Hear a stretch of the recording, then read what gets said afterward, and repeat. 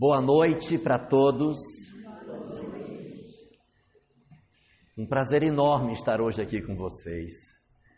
Estou vindo de Rondônia e trazendo o abraço de todos os parentes e amigos de vocês que saíram daqui para ir para lá.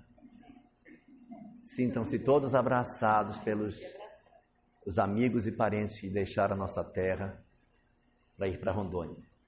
E quero agradecer em nome de Rondônia a todos que foram para lá ajudar a construir o nosso estado. Muito obrigado. Quando a gente se debruça sobre as informações que nós temos no Velho Testamento, aquela parte da Bíblia que vai até antes do Evangelho de Mateus, nós encontramos muito pouca informação sobre vida após a morte, sobre o futuro da humanidade, sobre o que deve acontecer com a gente no futuro. O Velho Testamento tem muito pouca informação sobre isso. É muito mais focado na vida terrena, numa obediência à lei de Deus.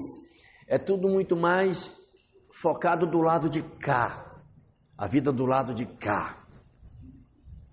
E quando nós pegamos o Evangelho, e dali do Evangelho de Mateus para frente até o final, o último livro do Novo Testamento, que é o chamado Apocalipse, essa parte do livro, aí nós já encontramos algumas informações sobre o futuro da humanidade. Não são muitas, mas a gente encontra 2 lugares onde existe algumas informações muito preciosas sobre o que é que o cristianismo diz para nós, do que é que deverá acontecer com a humanidade no futuro. O primeiro desses pontos é um discurso feito por Jesus, que está contido no Evangelho de Mateus, no seu capítulo 24, aonde Jesus faz um sermão, o chamado sermão profético. Jesus fez várias falas durante sua vida pública, mas tem 2 grandes discursos. O primeiro grande discurso dele, o Sermão da Montanha, o mais importante, com o qual ele começou a sua vida pública e sempre muito estudado, aquele que começa com bem-aventurados, etc, etc. Então esse discurso, que é um discurso longo, abre a vida pública de Jesus.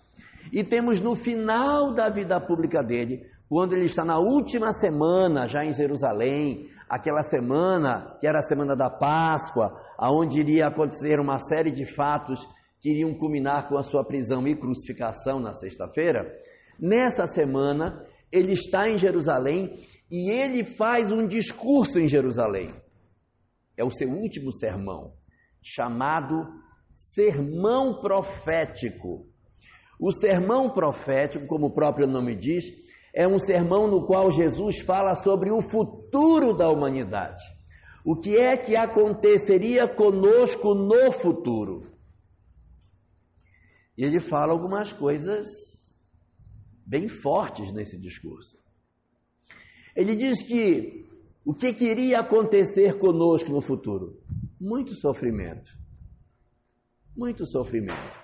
Aconteceria quando nós estivéssemos no futuro, uma série de dores em que as pessoas iriam sentir vários problemas, problemas de guerras, de conflitos, as mães desesperadas com seus filhos.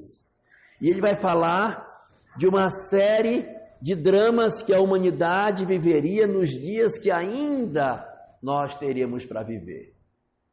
Então o sermão profético traz essas notícias para nós de que no futuro iria se dizer que bem-aventuradas eram as mães que não tivessem filhos. Não quer dizer que elas sejam bem-aventuradas, as pessoas é que vão dizer, como elas já dizem hoje. Ah, minha filha, ter filho é problema, não sabe problema que tem. Sorte sua que não tem nenhum. Então, isso aí já se diz. Então, quando Jesus falava no sermão profético, ele dizia, porque no futuro se dirá, bem-aventuradas são as mães, etc. Se dirá, não é que seja, porque maternidade sempre será uma coisa muito abençoada. Mas a nossa leitura é que acaba nos impulsionando para ter essa sensação de que não ter os filhos seria melhor. Então ele fala de guerras, fala de rumores de guerras, que as pessoas procurariam um local para se agasalhar e teriam dificuldade. É um sermão onde ele coloca muita preocupação na gente. Esse é o primeiro dos pontos que fala sobre o futuro da humanidade. E o segundo que fala sobre o futuro da humanidade é o último dos livros do Novo Testamento, chamado o Apocalipse. Apocalipse em grego significa revelação. O que é revelação? Revelação é revelar. Isso que é revelação. Então, por exemplo, eu tenho alguma coisa que está oculta, que ninguém sabe o que tem, então eu chego aqui e eu revelo. Isso é revelação. Algo está em oculto e eu vou e mostro. Em grego a gente chama isso de apocalipse. Não sei por que em português ninguém traduziu para livro da revelação. Em algumas outras línguas ele não é chamado de apocalipse, ele é chamado de o livro da revelação. Mas aqui não sei por que em português ficou assim com esse nome. E as pessoas acham que apocalipse significa fim do mundo. Meu Deus, isso é um apocalipse. Não, apocalipse é revelação. Quando você vai dar uma boa notícia para uma pessoa, também é um apocalipse, é uma revelação. Então você chega assim, você passou no vestibular e você diz, mamãe, tem uma informação apocalíptica para lhe passar. Aí ela já cai. Mas era uma revelação boa. Só que, como ficou com o nome de revelação, com esse nome de apocalipse, nós associamos apocalipse sempre a uma situação ruim. O livro do Apocalipse é um livro cheio de símbolos, de difícil interpretação. Todo mundo que se debruça sobre ele interpreta de um jeito, nossa, tem dezenas, centenas de interpretações sobre partes do Apocalipse. Isso aqui ele quer dizer isso. Isso aqui ele quer dizer aquilo. E ele é fruto de uma série de visões. João, o evangelista, aquele João que era bem novinho quando Jesus estava entre nós, ele envelhece, fica bastante velhinho, e quando ele já está bem velhinho, ele escreve o Apocalipse. E aí é cheio de figuras metafóricas, aí aparece uma mulher, a mulher corre no deserto, tem um filho, aí tem um dragão que quer matar o filho da mulher, aí a mulher corre, esconde a criança, aí sai uma besta do mar, a besta tem uma ferida na cabeça, depois vem a besta da terra, que tem 7 chifres, 10 chifres, 10 chifres e 7 cabeças, e aí, tudo assim, então é cheio de... Aí as pessoas dão interpretações diferentes, e nessa história toda, acontece uma série de terremotos, furacões, as estrelas caem na terra, e assim, são imagens que são evidentemente imagens que não são reais, porque uma estrela não pode cair na terra. O dia que o sol quiser cair na terra, ele não vai cair, porque a terra vai cair nele primeiro, porque as estrelas são maiores do que a terra, então não dá para as estrelas caírem na terra, não cabe nenhuma aqui. Quando se fala de estrelas, está se falando de poder. Os poderes, as coisas que a gente tem como poder, vão cair todos. As estrelas são os poderes que caem. E aí, quando você pensa assim, você tem uma leitura mais simbólica daquilo que o Apocalipse estaria apresentando. E aí ele vai falar de muitas dores, que a lua vira sangue, e aí metade da população morre, aí morre mais um terço, e depois, assim, cai, isso aqui tem, morre um terço, aí acontece que morre outro terço, só ficou um terço, né? Aí depois você tem, morre outro terço, aí acabou, porque já morreu os 3 terços, né? Então, ele é cheio de muitas imagens que você precisa ter um cuidado para ler. E depois de muito sofrimento, de muitas dores, no final já da história, acontece a chamada Batalha de Armagedon. A Batalha de Armagedon é a batalha do bem contra o mal, porque diz lá que no final dos tempos o Satanás seria solto para atormentar o povo por um tempo, e aí o Cordeiro, que é Jesus, vai lutar contra o Satanás, e aí ele vai vencer, claro, e a terra então será um local maravilhoso, cheio de paz e ventura. Isso mais ou menos é a história do Apocalipse. Essa figura aí do Satanás, que o Apocalipse apresenta, o Espiritismo tem uma visão bem particular. E para o Espiritismo, não é um espírito chamado Satanás, mas é todo o mal que existe em nós e nos outros, essa força negativa, a força do mal, que ela é real, né? que, de certa maneira, perturba a humanidade. Então é no sentido não de uma figura em particular, um espírito chamado o Satanás, mas, na verdade, essas energias que decorrem de todo o mal que nós trazemos dentro de nós. E o cristianismo tem essa leitura do que seja o futuro da humanidade. E o espiritismo? O que diz? Qual é a visão do espiritismo sobre o futuro da humanidade? Porque o judaísmo, lá na Bíblia, fala muito pouco. O cristianismo tem esses dois pontos aí, o sermão profético e o apocalipse. E o espiritismo? O que diz o espiritismo? Ora, se o espiritismo é uma mensagem que está focada na vida imortal, na imortalidade, que está focada no fato de que a vida prossegue para sempre, ele tem muito mais razão para se preocupar, tem muito mais razão.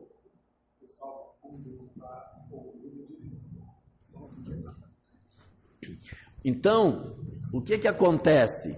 Quando a gente vai fazer essa leitura, nós vamos descobrir que, a bem da verdade, todas essas questões que o cristianismo trata, o espiritismo vem e dilata essas discussões, apresentando informações muito mais ricas sobre esses aspectos para todos nós.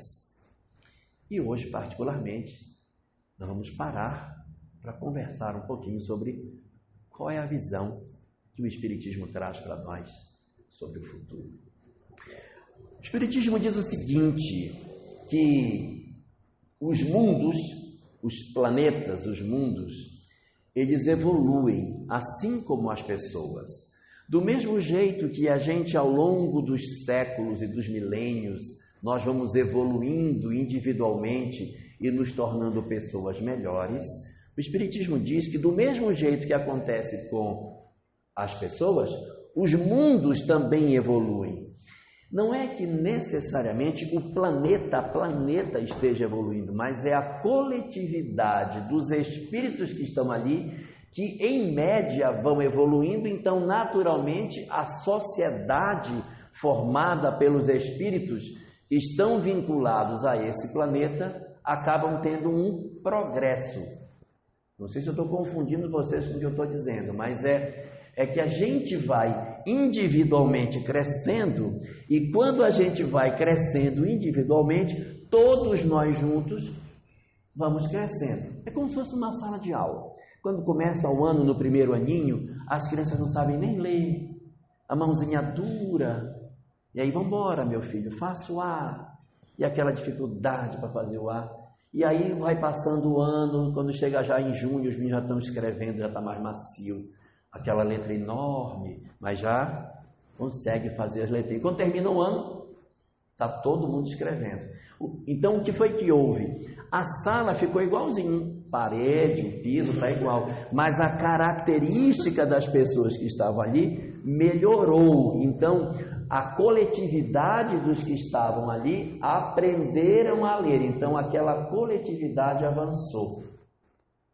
Esse que é o sentido, ou seja, os mundos eles evoluem porque a qualidade dos espíritos que vão habitando esses mundos também eles avançam, eles progridem. E aí tem uma coisa interessante, no livro A Gênese, no capítulo 18, Allan Kardec trata das exceções.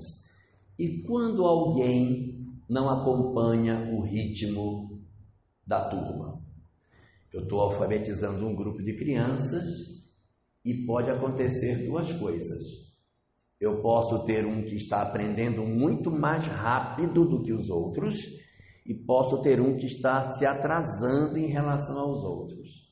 Allan Kardec diz que quando um espírito ele se adianta muito em relação a um planeta, um espírito ele começa a apresentar uma evolução muito mais acelerada do que aqueles que estão naquele planeta, esse espírito ele migra, ele sai desse planeta e vai para um outro que é melhor.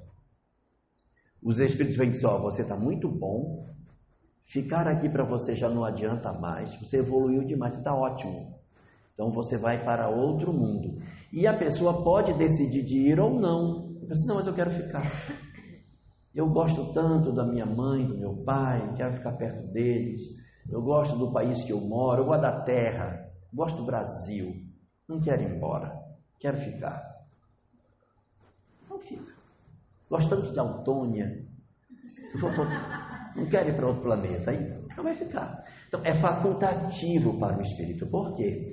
Porque se ele avançou muito, ele não precisa ficar preso nessa classe.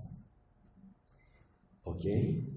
E quando o espírito se atrasa em relação ao grupo, sabe o que é feito?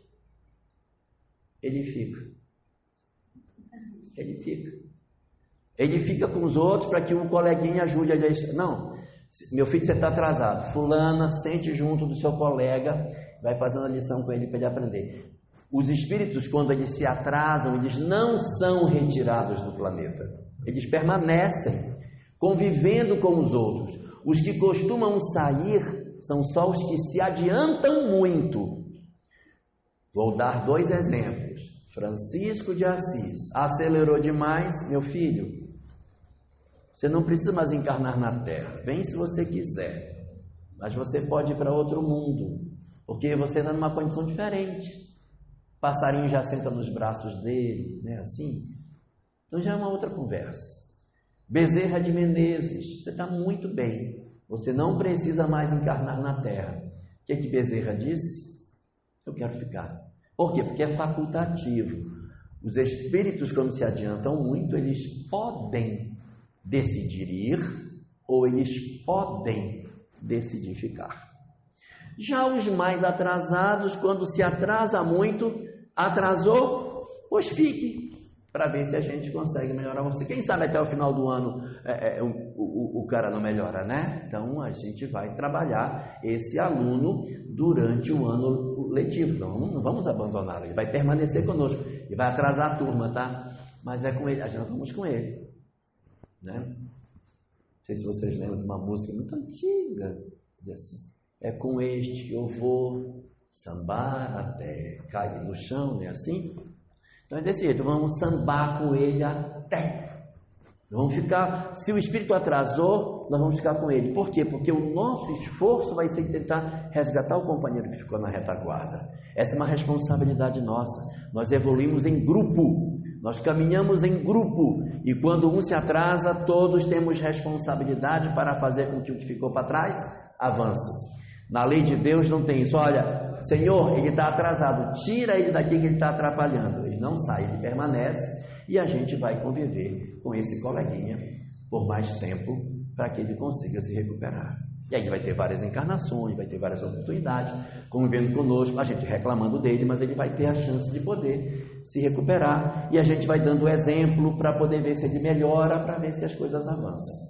Então esse é o modelo que está disposto no capítulo 18 da Gênesis, quando fala das chamadas migrações individuais que ocorrem dos espíritos nos planetas.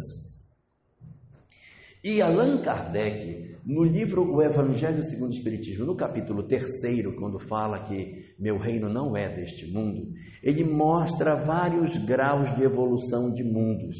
Ele diz que, de acordo com a coletividade dos planetas, eu posso ter aqui um planeta que tem um determinado perfil e eu tenho outro que tem um determinado perfil. E outro que tem... Então, tem 5 tipos que ele apresenta lá de categorias de mundos. Tem uma categoria de mundo lá chamado de mundos de provas e expiações. Esse tipo de mundo tem algumas características bem interessantes. A primeira característica que Allan Kardec coloca no texto sobre os mundos de provas e expiações é que eles são muito diferentes um do outro. Não dá para a gente dizer que todos os mundos de provas e expiações que existem no universo são iguais. Eles são diferentes, eles têm estilo de sociedade diferentes. Não, nem todos são iguais, mas eles têm algumas coisas que são muito próprias, que é o que define eles serem provas e expiações. A grande característica que a gente tem dos mundos de provas e expiações está na personalidade dos espíritos que costumam habitar esse planeta. Nesse planeta, existem basicamente 3 tipos de espíritos que encarnam nele. Tem um grupo pequeno, que é de selvagens, é um grupo pequeno, de espíritos que ainda estão dominando o fogo, estão aprendendo a fala. Eles não têm muito conhecimento científico, eles estão nesse mundo, mas eles na verdade vieram aqui só passar um tempinho para aprender alguma coisa e voltar para os seus mundos primitivos. Então eles não sabem plantar, eles vêm aqui fazer intercâmbio cultural, eles vêm aqui, aí aprendem, é assim que planta, legal, olha, domina o fogo, olha, tem fala, vou aprender a falar. Aí eles passam 1, 2 encarnações aqui, aí voltam para os seus mundos para ensinar os outros a agricultura, para ensinar a dominar o fogo, ensinar a fala, ensinar a escrita. Eles vêm aqui, aprendem e voltam, aprendem e voltam, aprendem e voltam. Então é um grupo muito pequeno, são chamados espíritos selvagens. Existe um segundo grupo de espíritos que habitam esses mundos, que são espíritos mais simples, sem grandes problemas espirituais, almas mais singelas, que não têm grandes dramas e que estão no natural processo de evolução, convivendo na sociedade e tentando aprender com o último dos grupos, que é o grupo mais inteligente.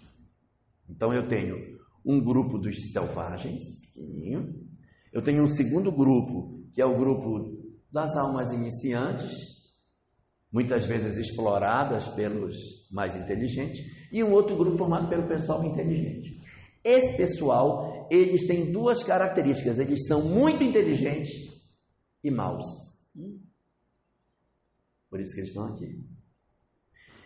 A gente reúne nos planetas, chamados de provas e expiações, espíritos bem difíceis, porque eles precisam se lidar um com o outro, e é na medida que eles vão vivendo um com o outro que um vai amansando o outro. Se botasse num planeta um monte de espírito igual o Chico Xavier, e uma pessoa má, ela nunca se corrigiria. Dizer, eu quero quebrar, quebra, meu filho. Então eu vou quebrar, quebra. Agora eu vou quebrar, vou tocar fogo, toca. Agora eu vou enterrar, enterra. Por quê? Porque não haveria um processo de freio das imperfeições. Então o que Papai do Céu faz? Ele coloca pessoas cheias de imperfeições juntas para que as imperfeições de um ajudem a corrigir a imperfeição do outro. Vou dar um exemplo. Vocês já viram na foz dos rios aquelas pedras que a gente usa no jardim chamadas seixo? Não são lindas? Elas são lindas. A gente olha, o Papai do Céu vai e limpa uma por uma, elas ficam lindas, e coloca assim na planta, no pezinho da planta, não fica lindo? É maravilhoso. Mas eu vou lhe contar um segredo. Elas não eram bonitinhas, elas eram todas pontiagudas, lá no rio, lá em cima. Elas foram rolando no leito do rio e foram se batendo, uma cutucando a outra. Aí elas eram cheias de ponta, e a ponta batia, ai, me doeu, tal. Aí eu também te machuco. Aí elas iam se machucando e iam se polindo, uma foi polindo a outra. Quando chegou na foz do rio, está tudo redondo. Aí você olha que lindo. Foi o processo de lapidação que uma pedrinha fez na outra. Uma lixou a outra, elas ficaram todas bonitas.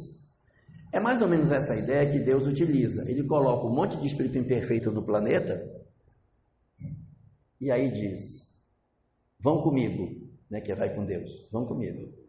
E aí a convivência desses espíritos imperfeitos vai lapidando um ao outro e a gente vai melhorando, porque um vai falar, eu aprendi muito, nossa, fulano fez isso, e a gente vai melhorando, vai se transformando e vai se tornando pessoas melhores. É esse o grande objetivo. Mas os espíritos dos chamados mundos de provas e expiações são muito difíceis, porque eles são espíritos complicados, eles são cheios de imperfeição moral, eles têm muitos vícios, e esses vícios que os espíritos possuem, lá na obra de Kardec, é sintetizado em 4 defeitos que eles possuem. 4. Eu vou citar os 4 e não quero que ninguém grite bingo se tiver os 4. Tá bom? Primeiro, ódio. Os espíritos desses mundos, eles têm ódio. E ainda gosta de dizer, eu odeio fulano. Tem prazer de dizer. Tem ódio. 2, eles têm paixão. Vocês sabem o que é paixão? Sabe? Vou dar a vocês a definição do Alberto Almeida de paixão. Tá bom? O que é paixão? É paixão. Tá? É isso. Não é isso? Bateu no peito, pá, é no chão. Paixão. Então, é ódio, paixão. Depois, um outro que a gente tem muito forte nesse mundo, a inveja. Inveja. E por último, segundo os espíritos, o orgulho. Então é o ódio, a paixão, a inveja e o orgulho. Esses outros 3 ali, o ódio, a paixão e a inveja, na verdade representam o egoísmo, né?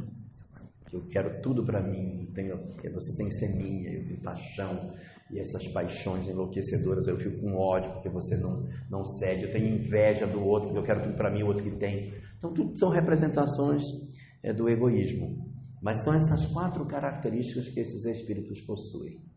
E por isso esses mundos são muito difíceis e são marcados por muitas dores.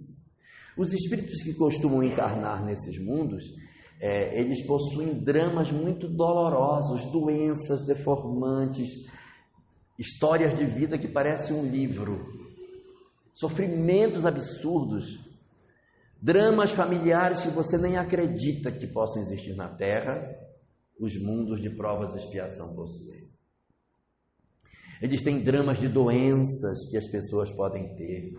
Eles possuem dramas no sentido econômico, pessoas que passam miséria, passam fome. Então tem muitas dificuldades que esses mundos têm, fora os que têm família complicada, ainda por cima é doente e pobre. Então às vezes está tudo misturado, muito sofrimento, muitas dores. São mundos marcados por muitos processos de sofrimento. E as pessoas acham que à medida que elas vão sofrendo, elas vão melhorando. E não é verdade. Porque sofrer não faz ninguém evoluir. Isso é espiritismo, tá? O sofrimento não produz evolução.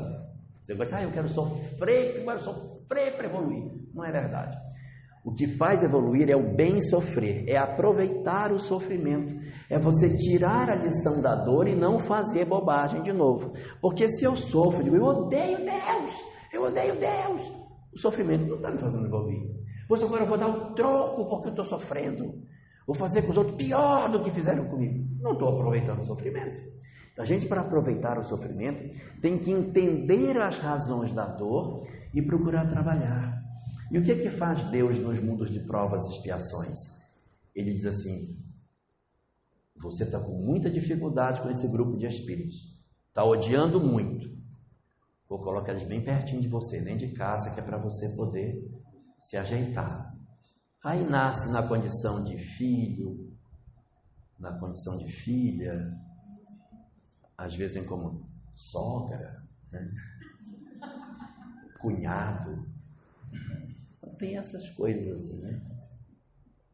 Não vou dizer que vem como marido, que marido sempre é uma coisa extraordinária, né?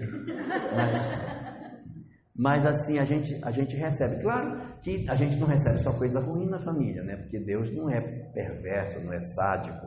Então a nossa família, ela é como se fosse assim, uma espécie de uma bisteca. Ela vem uma ponta de osso, mas vem um pedacinho de carne gostosa junto, que é para compensar. É um filezinho que vem dentro do... É verdade. Então na família você tem sempre um ou outro que é o ânimo para você poder tocar a família para frente. Porque se reencarnasse só a bagaceira, só o osso, aí ninguém aguentava. Agora, uma coisa é verdade. Se você tem muitos inimigos, a chance é que a família seja mais complicada. À medida que a gente vai se esforçando para melhorar, automaticamente a gente vai tendo famílias melhores. Se eu tiver uma família muito difícil e tiver ódio dos meus filhos, odiar os outros, criar aquela confusão, pode ficar tranquilo. A chance de reencontrá-los na próxima é muito grande. A nossa família é essa que está posta aí. Essa está aí. Então, se você quer melhorar, cuide deles, porque muito provavelmente eles vão estar perto na próxima. Nasce gêmeo de novo. Né? Vai ficar juntinho. Né? Ora, isso aí são coisas que podem acontecer com a gente para a gente poder aproveitar. O objetivo da vida na Terra é exatamente esse convívio para lapidar a gente. Se nós formos olhar na história, bem devagarinho a gente vem evoluindo, bem devagar, a gente poderia estar melhor, mas nós somos muito teimosos, que essa é uma característica dos mundos de provas e expiações. Nós somos muito teimosos. A gente diz assim, eu sei, mas eu não vou fazer. É incrível, cara, assim, minha filha, perdoe, não guarde mágoa. Mamãe, eu sei, mas ele não merece perdão. Eu sei, mas eu não vou fazer. Não é lindo isso? Quer dizer, eu vou me condenar a sofrer, mesmo sabendo que eu tenho a solução para o meu problema. E muita gente diz assim, eu não vou perdoar, porque se eu perdoar, fulano vai ficar muito bem. Ele fez um monte de maldade para mim, e tratou muito mal, e eu ainda besta vou e perdoo. Não tem sentido. Eu vou continuar com o meu ódio até o último dia, e eu quero, quando olhar para ele, dizer, eu odeio você. Isso é uma besteira. Por quê? Porque, segundo a doutrina espírita, o mal que as pessoas fazem está dentro dela. Se eu perdoo alguém por um mal que ela fez a mim, eu não tiro o mal que está dentro dela. Quando eu perdoo, sou eu que me retiro da necessidade de reencontrar. Então, quando eu perdoo, é a meu benefício. Não vai resolver o problema do outro. Ele está entregue à lei. O problema está nele. Como dizem os mineiros, o mal está em mim. O mal está na pessoa. Está nela. Para onde ela for, ela leva. Agora, se eu odiar, ela me leva junto. Aí, numa próxima existência, a chance de reencontrar é maior. Então, se você não quer encontrar o cara que você não gosta, solta o pobrezinho. Solta. Pare de odiar, pare de ter mágoa, pare de ficar reclamando dele. Pare. E quanto mais você faz, mais a lei atrai você para reencontrar com a pessoa. Você não quer? Perdoa o cara. Mas ele está entregue à lei. Deixa ele entregue à lei. A lei vai cuidar dele. Você não precisa andar agarrado com ele, porque nenhum de nós é o artífice da lei, nenhum de nós é o que vai executar a lei. Não, mas vai pagar olho por olho, dente por dente. Mas não sou eu que vou fazer e cobrar, não sou eu que vou arrancar o dente dele. Ele vai pagar na lei, sei lá como, esse é problema dele lá, com Deus, ele vai se resolver para lá. Não precisa estar perto. Agora, se você odeia, se você guarda mágoa, a chance de reencontrar é grande. E se tiver muita mágoa e muito ódio, aí nasce dentro de casa. Não é lindo? Então, assim, a gente tem a solução para resolver. Mas o interessante é que a gente sabe que tem que perdoar, tem 2000 anos. Mas a gente não faz. Não, vai continuar fazendo assim. Então, esse é o perfil típico dos mundos de provas e expiações. E eles ainda têm mais uma característica interessante. Os espíritos que encarnam nos mundos de provas e expiações são espíritos exóticos. Esquisito, né? A gente, quando lê assim que o espírito é exótico, a gente pensa logo numa planta exótica. E aquelas plantas exóticas que a gente traz da Oceania, umas plantas carnívoras, né? Ou assim, uma fruta exótica. Isso não deve ser um negócio bem esquisito. Deve ser um espírito com 5 olhos, 1000 pés. Não é esse o sentido. Exótico significa de fora do lugar onde estou. Então, os espíritos de mundos de provas e expiações, eles costumam ser exóticos porque eles costumam não ser do planeta aonde eles estão. Uma boa parte dos espíritos dos mundos de provas e expiações não são de onde eles são. Tornando mais claro o que eu quero dizer. A Terra é um planeta de provas e expiações. Ela tem todas essas características. Ela se encaixa perfeitamente no modelo de um mundo de provas e expiações. Ela é um mundo de provas e expiações. Então, boa parte dos espíritos que encarnam na Terra não são da Terra. Eles estão aqui, mas vieram de outros lugares para cá. Por que motivo que os espíritos de provas e expiações costumam ser exóticos? Em outras palavras, por que os espíritos que encarnam no mundo de provas e expiações costumam vir de outros mundos para os mundos de provas e expiações? Resposta: porque são teimosos. Eles têm um tempo para mudar, não muda. Aí a janela de tempo como provas e expiações acaba. Você mudou? Não, então vai para provas e expiações de novo. Aí ele migra. Novo tempo, mudou? Não, então migra novamente. Vai ficar na janela até mudar. E a notícia boa que eu tenho para dar é que Deus não tem a menor pressa. Está tranquilo. Quem tem que ter pressa somos nós. Somos nós que temos que ter pressa. Tem dois tipos, tem duas situações que não tem pressa: Deus e as almas que dormem. Deus e as almas que dormem não estão nem verdade. Só quem tem pressa são as almas acordadas, as almas dispersas. Não, eu preciso mudar, não quero mais isso para mim. Quem acordou quer mudar. Mas as almas que dormem, nossa, aí uma preguiça, moço, uma preguiça. Meu Deus, meu rei, uma preguiça de mudar, está tão bom. Então essa é a característica dos mundos de provas e expiações. E existe um outro tipo de mundo que está à frente dos mundos de provas e expiações, que a literatura espírita chama de mundos de regeneração. Observem que o mundo não é mundo de regenerados, porque se fosse um mundo de regenerados, é porque as pessoas já eram regeneradas. Se é um mundo de regeneração, é porque ele é um mundo de regeneração. Foi claro? Porque o mundo de regenerados é de pessoas que já se resolveram. E o mundo de regeneração é o mundo que vai permitir a esses estudos que eles se transformem. Então, existe uma classe de mundos, uma ordem de mundos acima da Terra, chamado mundos de regeneração. Eu vou dar 7 características que esses mundos possuem. Primeira, os corpos das pessoas nesses mundos de regeneração são iguais aos nossos. Não tem mudança. Os corpos não são diferentes. Corpo transparente. Nossos, eu não vejo. Não, o corpo é igual. É igualzinho. Então, os corpos dos mundos de regeneração são corpos semelhantes aos corpos dos mundos de provas e expiações. Isso está lá no Evangelho segundo o Espiritismo, capítulo 3º, item 16 e 17. Então lá está colocado as características dos mundos de regeneração. Primeira é essa, que eles têm corpos em tudo material parecido ao nosso. Segundo, eles têm uma sensação de alívio da sociedade deles enorme. A sociedade deles é muito mais leve do que a nossa. Eles não têm, sabe por quê? Porque nesses mundos não existem os dramas dolorosos que existem na Terra. São mundos onde as doenças terríveis, a guerra, a fome, as desgraças que a gente... Meu Deus, o que está acontecendo no mundo? Não tem lá. Então são mundos onde a gente já não tem mais essa circunstância de tanto sofrimento que a gente tem quando a gente está do lado de cá, na Terra. Então, só, a Terra é um caos, um negócio de louco. Vocês já viram, eu não estou criticando, tá? Não é uma crítica, é só para a gente refletir como é que a gente enxerga a vida. Tem uma oração da Igreja Católica, não estou criticando, que diz assim: salve Rainha, Mãe de Misericórdia, etc.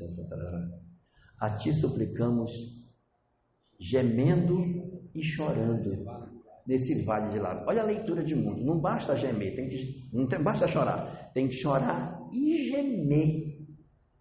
Degredados filhos de Eva neste vale de lágrimas. Ô lugar ruim esse. Mas o que é isso? É a nossa leitura de mundo que a gente faz, que a Terra é um local pesado. Ai, quanto sofrimento, meu Deus, é uma cruz, minha vida é uma cruz, meu marido é uma cruz, ai, meu Deus, meu filho é uma cruz, todo mundo é uma cruz, não vejo a hora de morrer, todo dia eu acordo, meu Deus, por que não me levou? Então, esse tipo de leitura é que faz com que as coisas sejam mais pesadas do que elas realmente são. E nos mundos de regeneração, eles têm a sensação de alívio, porque eles não têm mais esse tipo de situação que a gente costuma ter. Essa é a segunda característica dos mundos de regeneração.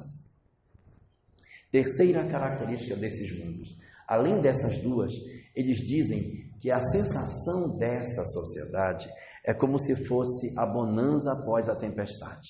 Sabe quando você passa por uma série de sofrimento e depois, nossa, agora estamos em paz. É uma sociedade mais tranquila, porque ela não tem tantos conflitos. Eles têm a sensação de que eles pularam uma fogueira e que a sociedade que eles vivem é uma sociedade mais tranquila do que a sociedade que tiveram anteriormente. Quarta característica, e essa é forte: os espíritos que habitam nos mundos de provas e expiações têm uma forte relação com o Criador. No mundo de provas e expiações, nós não temos. Nós somos descrentes, nós duvidamos. Então a fé não constitui a base da nossa sociedade. Nos mundos de regeneração, eu tenho esse perfil de ter essa preocupação com relação à minha conexão com Deus, com a fé. Quinta característica: as sociedades que eles constituem são sociedades onde não existe tanta desigualdade. É o fim das desigualdades. Há mais justiça social. Existe mais equilíbrio entre as classes. Enquanto no mundo de provas e expiações há um abismo muito forte, nos mundos de regeneração essas diferenças elas são profundamente atenuadas. Sexta característica: nos mundos de provas e expiações as pessoas estão libertas das suas paixões, do seu ódio, da inveja e do orgulho. Nós, para poder estarmos nesse mundo, a gente tem que vencer isso. Enquanto não vence, não vai. Venceu? Não, então permanece. Venceu? Aí migra. Venceu, migra. Venceu, migra. Não venceu, fica no caldeirão ali. Vamos ver se para pegar ponto. Enquanto a pessoa não pega ponto, permanece na fervura. Só vai mudar de mundo quando pegar ponto. Quando não pegar, continua o tacho de doce mexendo até pegar o ponto. E a última das características que esses mundos de regeneração possuem é o fato de que, se eles tiverem todas essas virtudes, todo esse caminhar, mas eles vacilarem no caminho, eles podem voltar para os mundos de provas e expiações. Não tem essa assim, meu filho, para trás nenhum passo. Vai. Porque não é que eles não vão andar para trás em termos evolutivos. A conquista espiritual é sua, ela não volta. Mas a sociedade onde eu vivo pode regredir. Tipo, você não está bem, está meio egoístinha, está meio apaixonadinho, invejosinho, orgulhosinho, vai voltar. Aí retorna para o mundo de provas e expiações, até que tenha a condição de melhorar de conduta para estar de volta no mundo de regeneração. Então, os mundos, eles são solidários entre si. Os espíritos, quando eles avançam bem, eles fazem essa migração para os mundos mais avançados. E aí tem uma coisa muito curiosa que Allan Kardec conta no livro A Gênese. Ele diz que durante a história de um planeta, os espíritos que avançam muito migram para frente, mas para trás não avançam, para trás não desce, fica aqui esperando a hora. E o que vai acontecer com esse pessoal que se atrasa? Eles se atrasam, estão avançando e tal, e aí vai dando tempo. Na hora que a média dessas pessoas evoluíram e eles ficaram para trás, aí você faz um balanço de final de ano. É quando chega o final a prova final. Terminou o ano, o menino não estava se alfabetizando, mas ele permaneceu na sala porque o coleguinha foi tentando. E aí a gente foi passando o ano, deu setembro, deu outubro, deu novembro, o menino não aprendeu a ler. Não aprendeu nada, nem fazer a letra. Bem, então, os que se alfabetizaram vão para o segundo aninho. Aquele que não conseguiu se alfabetizar, repete o ano. Só que para trás não se sai sozinho, só se sai em grupo. As migrações para frente são individuais, as para trás são coletivas. Quando sai para trás, só sai de muito. Chega um momento em que a gente avalia o planeta e diz: esse mundo já tem condição de passar para uma próxima etapa. E os que não estão acompanhando, esses vão para um outro mundo de provas e expiações, continuar o processo deles. Aí eles migram para outro mundo e vão continuar a evolução lá. É isso que justifica na nossa história, lá no passado, povos geniais que a gente teve, gregos, romanos, egípcios, que eram gênios, eram espíritos velhos que encarnavam nesses mundos formando a civilização. Então hoje, nós estamos vivendo esse momento de avaliação. Nós estamos vivendo esse momento de checagem, de ver quem é que vai ficar ou não. Na prática, o que é que a gente está vivendo? Nós estamos vivendo aquilo que o Apocalipse falava. O que o Apocalipse falava? Que a gente ia passar por uma série de tumultos, confusões. E todo mundo, quando lia o Apocalipse, achava que era um terremoto físico, que era um furacão físico, que era um maremoto físico. Não são. Os maremotos, tufões e furacões não são físicos, são sociais. Porque um furacão pode até matar um monte de gente, mas um furacão social mata muito mais gente do que um furacão físico. Estou confundindo vocês? Quando uma sociedade possui uma prática social ruim, ela pode devastar uma multidão de pessoas. Por exemplo, a droga faz mais vítimas ou é um furacão que faz mais vítimas? A droga. Então, esses conflitos sociais é que promovem as convulsões do Apocalipse. A intolerância religiosa, ela mata mais do que um maremoto. Quem mata mais, um maremoto ou a intolerância religiosa? Então, são essas coisas que acontecem na sociedade que são as grandes convulsões que a gente está passando, que é para testar a gente.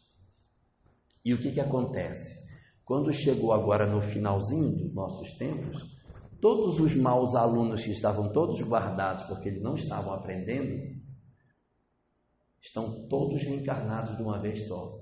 É a última chance para esse pessoal mudar. Então eles estão todos encarnados. Por isso que a sociedade está toda doida.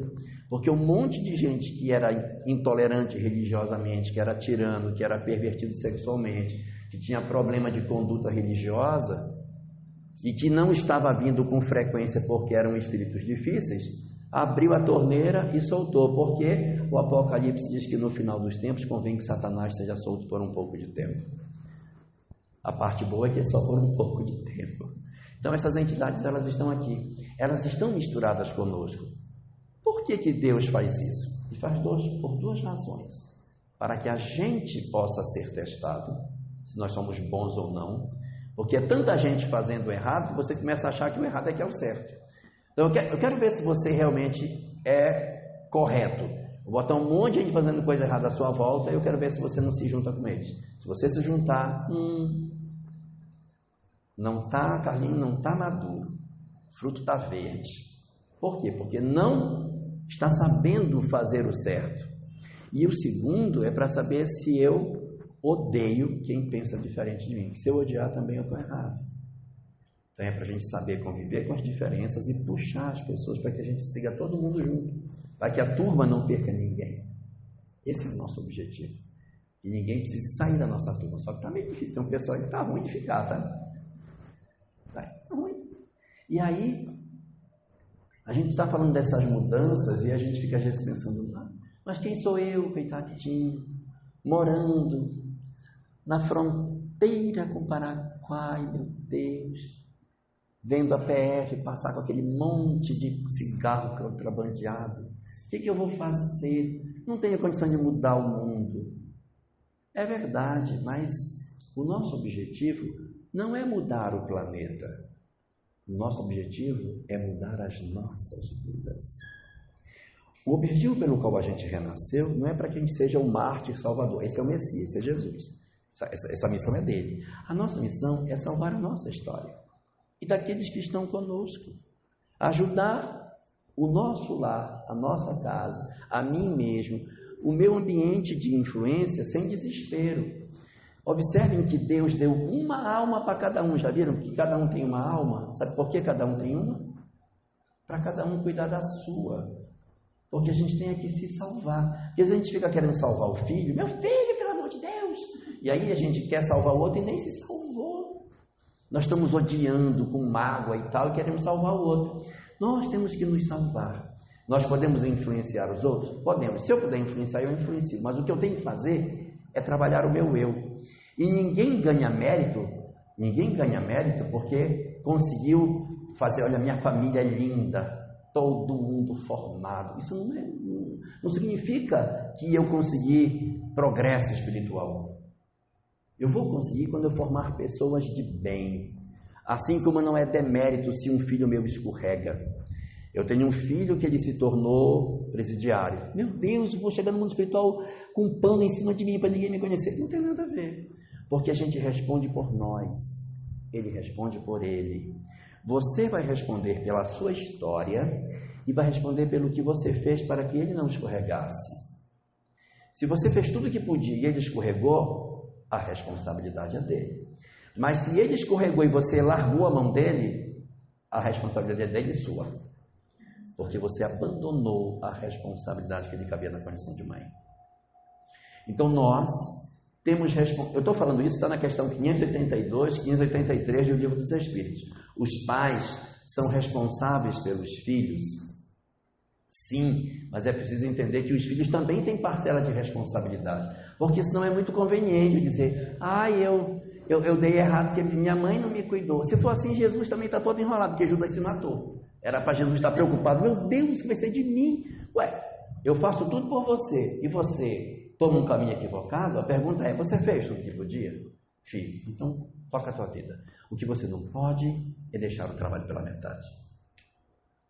A nossa responsabilidade é conosco, é transformar a nossa vida para que nós individualmente sejamos um espírito de regeneração. A nossa preocupação é dizer, eu quero transformar o mundo em regeneração. Não precisa tudo isso. Transforme você num espírito que vive no mundo de regeneração. Porque lembre que o espírito do mundo de regeneração, ele tem um corpo igual ao seu. Não é diferente. O que ele tem de diferente é por dentro, não é por fora. Então é a nossa maneira de encarar a vida, a maneira como a gente vive que é diferente.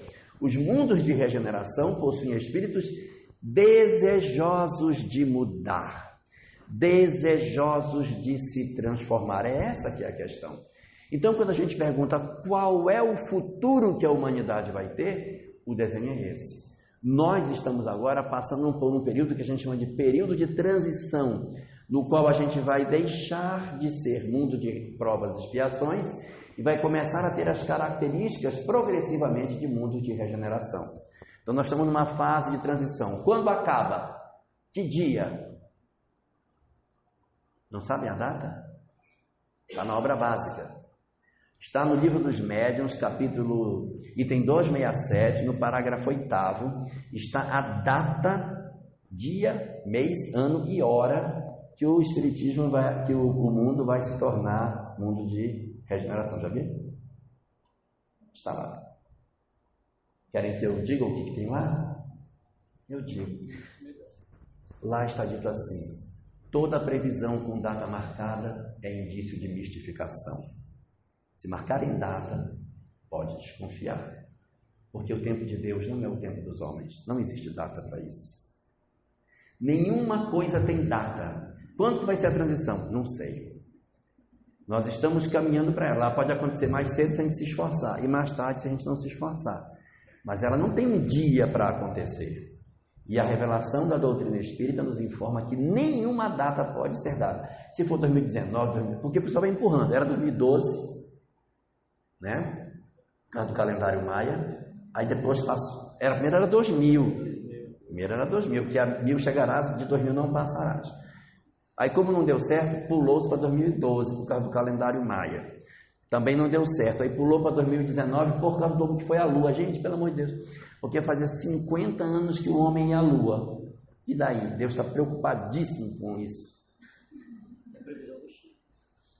Mas essas previsões não são previsões que a gente pode dizer que é aquela marcada assim. Existem avaliações que são feitas periodicamente. Nós estamos em processo de avaliação. Nós estamos em processo de avaliação. Ou vocês acham que o momento agora que o planeta está vendo não está passando por uma avaliação? Com esse tumulto todo, que o mundo está pegando fogo. Com certeza o mundo espiritual está reunido dizendo, e aí?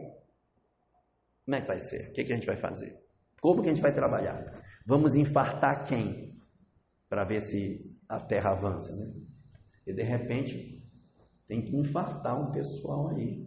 Ver se dá uma avançada. Ou não infarta ninguém e vamos ver se a gente consegue resolver o problema. Porque se infartar, lá vem o cara de novo, empurra para frente, tá? Tudo aquilo que não resolve, empurra para frente. O pessoal diz, não, sabe o que tem que fazer? Tem que matar esse pessoal todinho. Se matar, essa geração fica ótima. Aí a outra fica toda complicada, porque eles voltam tudo de novo, mais revoltados. Não adianta. Não adianta. Não adianta, porque a alma é imortal, gente. A gente tem que aprender a se resolver. A gente tem que aprender a conviver com os coleguinhas. Senão a gente não vai avançar. Então a grande chamada que o Espiritismo faz é que a gente coloque para fora todo o esforço que a gente tem na convivência em casa, na convivência no trabalho, na sociedade, para fazer um mundo melhor. Em resumo, qual é a questão que a gente tem para resolver? Me dê aqui do seu bolso. Qual é a questão que a gente tem para resolver? Quero. Qual é a questão que a gente tem para resolver para que a gente possa ter um mundo melhor? O que é que a gente tem que buscar? Então, Bezerra deixa para nós uma mensagem que é assim: adiante, servidores do bem e da verdade, que o vosso sinal de identificação seja o amor. Esse é o grande propósito. Quero saber se eu estou fazendo as coisas certas? Verifique se você está amando. Se estiver amando, você está construindo a regeneração do planeta.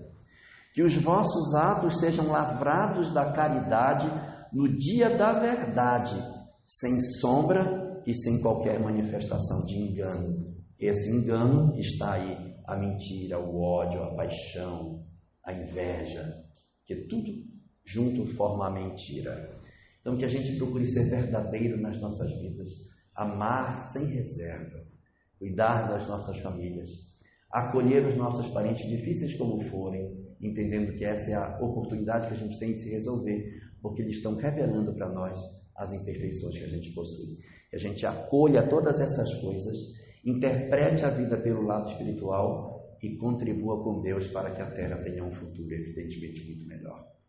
Desejo assim a todos nós que a gente faça esse esforço para que a terra renovada que o Apocalipse dizia que aqui iria ter, seja um local onde nós poderemos habitar. Que nós sejamos os herdeiros da terra para permanecer no planeta e não migrarmos para outros mundos. E se alguém quiser saber como se resume a característica daqueles que vão ficar na terra, não está no sermão profético, está no primeiro sermão de Jesus, na montanha, a terceira bem-aventurança. Jesus disse qual era a característica daqueles que na transição ficariam no planeta. Disse ele na terceira bem-aventurança: bem-aventurados os mansos, porque esses herdarão a terra. Que a gente cuide da mansuetude para se continuar se encontrando por aqui. Muito obrigado.